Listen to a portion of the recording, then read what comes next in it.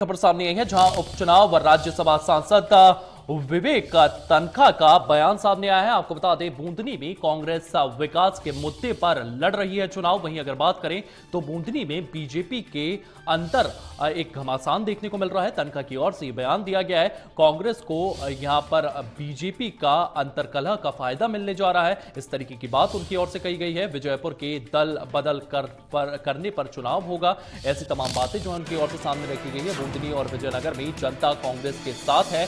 वहीं दोनों उपचुनावों में कांग्रेस की जीत होगी तो कांग्रेस के राज्यसभा सांसद जो है वो लगातार इस तरीके के दावे करते हुए नजर आ रहे हैं। उनका साफ तौर पर यह कहना है कि बूंदनी में कांग्रेस जो है वो अच्छे मार्जिन के साथ आगे बढ़ेगी, जीतेगी। विजयपुर में भी लगातार कांग्रेस अच्छा प्रदर्शन करेगी। बूंदनी और विजयपुर में जनता कांग्रेस के साथ है और दोनों उपचुनाव में कांग्रेस की जीत होगी। तो तनखा की ओर से ये तमाम बयान जो हैं ये सामने आए हैं।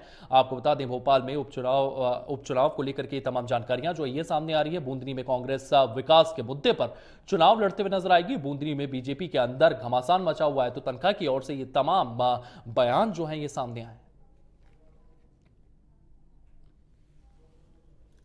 बुधनी और विजयपुर दो अलग अलग मुद्दों का चुनाव है।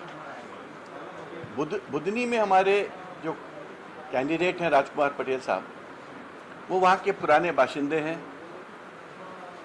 उनकी जो इलेक्शन पैरामीटर्स हैं वहाँ के, वो भी मैच करते हैं। बुधनी के लोग से वो परिचित हैं और एक प्रकार से वो वहाँ के लोकल हैं। बीजेपी में एक अंतरकलह है।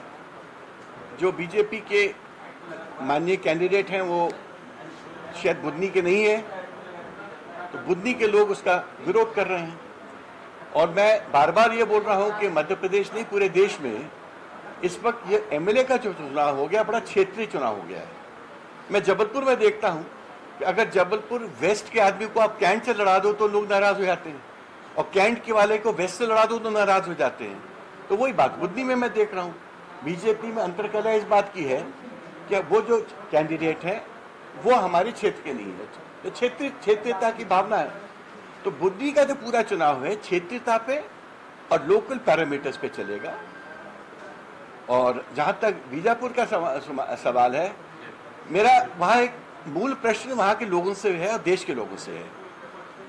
मैंने विश्व भर में जितने प्रजातांत्रिक देश हैं सब जगह मेरी परिचय है, मेरे मित्र भी हैं, पार्लियामेंटेरियंस भी मेरे मित्र हैं।